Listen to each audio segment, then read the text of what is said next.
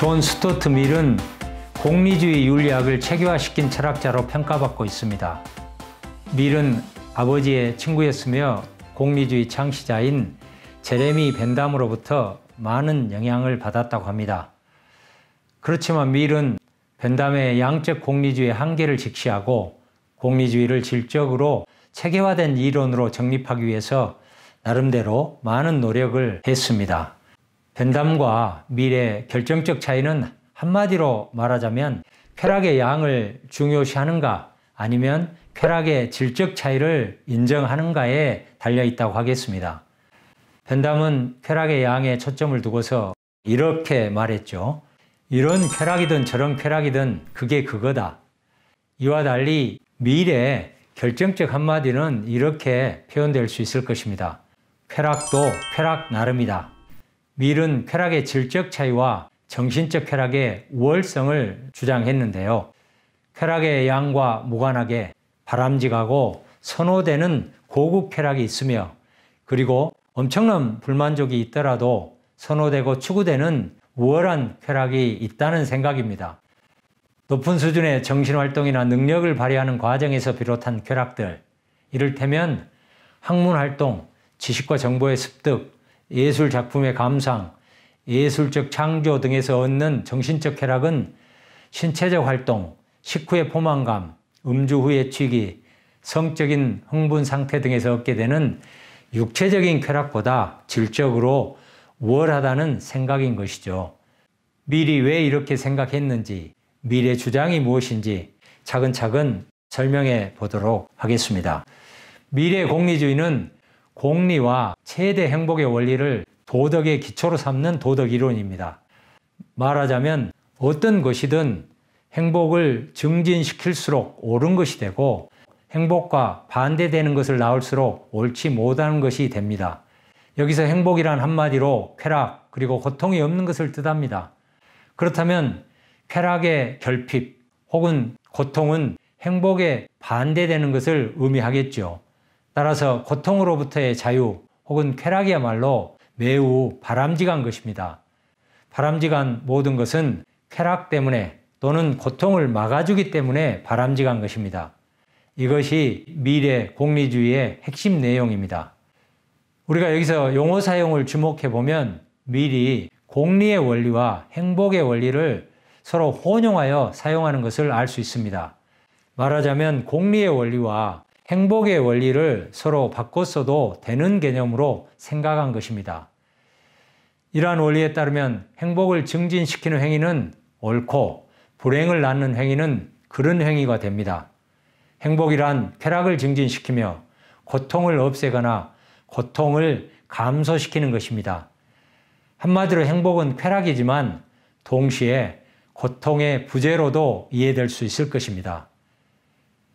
우리가 일상적인 말로 표현해 보자면 괴로움이 없는 것이 행복이라고 말할 수도 있겠죠.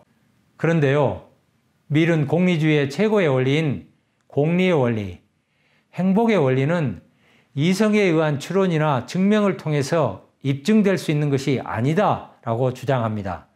공리주의 이론은 행복이 바람직하다고, 다시 말해서 행복이 하나의 목적으로서 바람직한 유일한 것이라고 주장하는 것인데 여기서 무엇이 바람직하다는 것을 입증할 수 있는 유일한 방법은 사람들이 실제로 그것을 얻기를 갈망한다는 것을 보여주는 것 외에 다른 방법이 없다는 것입니다. 왜 행복이 바람직한지를 설명할 수 있는 다른 방법이 없다는 뜻입니다. 밀의 주장을 다시 정리해 보죠. 우리는 바람직한 것에 대한 갈망이라는 확고부동한 사실에 대한 믿음을 통해서 공리주의의 원리를 설명할 수 있다. 우리가 행복을 획득할 수 있다고 믿고 있으며 또 무엇보다도 중요한 것은 누구나 행복을 갈망한다는 명확한 사실이 가장 중요하다. 이러한 점을 우리가 사실로 받아들이고 인정하게 되면 우리는 행복은 좋은 것이라는 모든 증거를 확보한 것이다. 그렇게 되면 각자의 행복은 당사자에게 좋고 일반 행복은 모든 사람에게 좋다는 것이 사실로 입증되는 것이다. 따라서 행복은 행위의 목적으로 도덕의 기준으로 그 위상이 정립된다.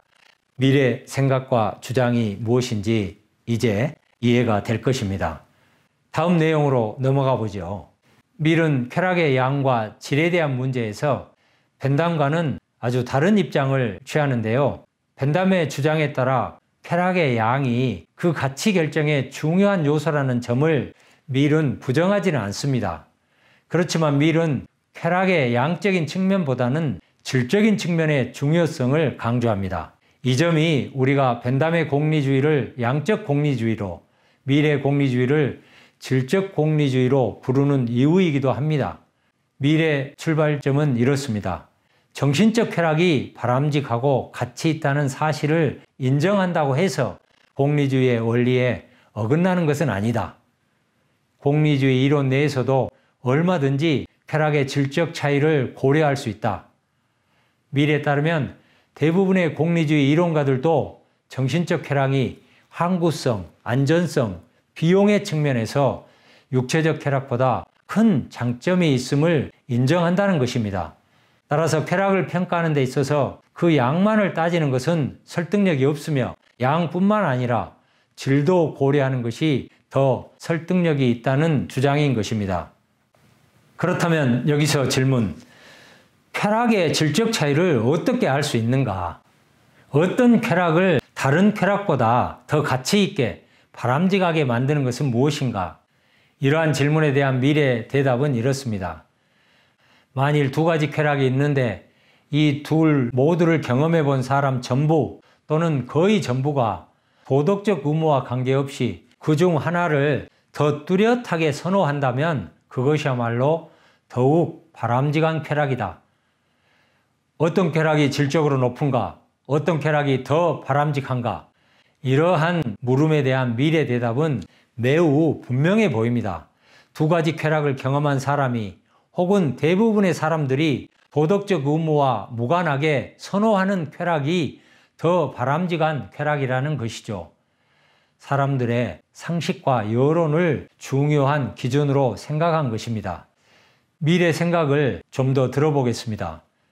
두 가지 쾌락에 대해 확실하게 잘 아는 사람들이 쾌락의 양이 적고 엄청난 불만족이 따를 수 있다는 것을 알면서도, 그리고 쾌락의 양이 적더라도 어떤 하나를 분명하게 더 원한다면 우리는 그렇게 더욱 선호되는 쾌락이 그 양의 많고 적음을 사소하게 만들 정도로 질적으로 훨씬 우월하다고 규정해도 된다는 것입니다.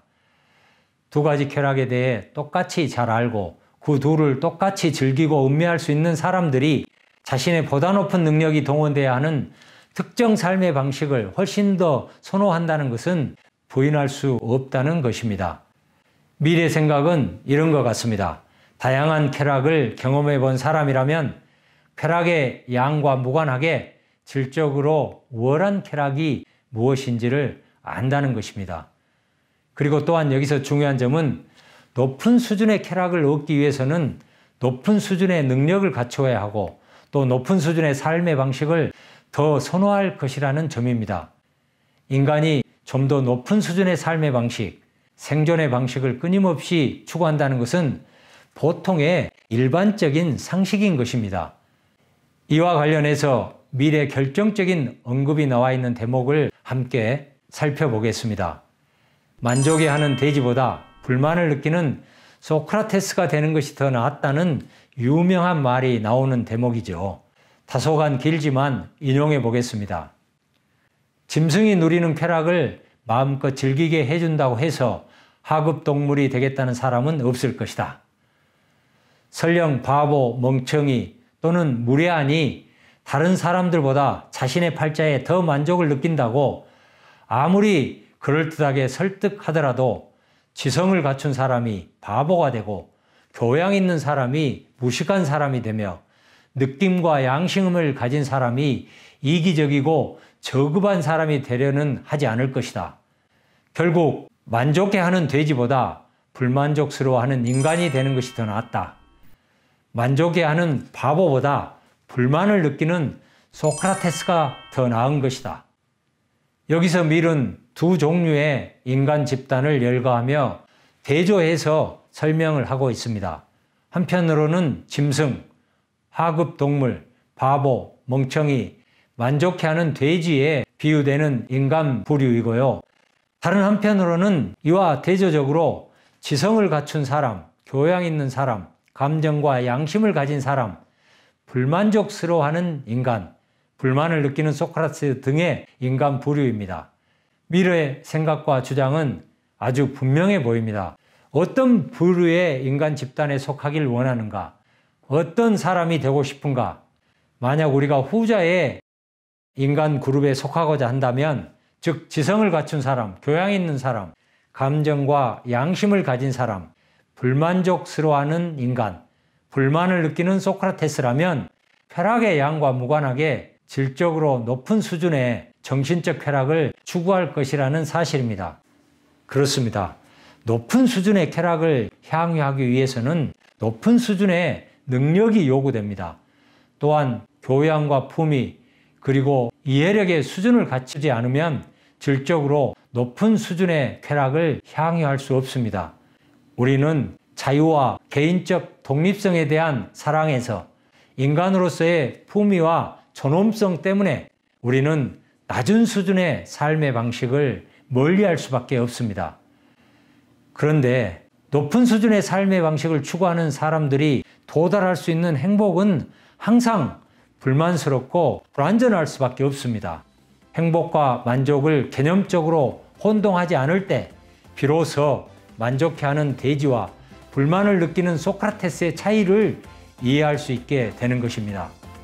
즐거움을 향유하는 수준 높은 능력, 사유의 시선, 생각의 높이가 결정적인 요소라고 생각합니다.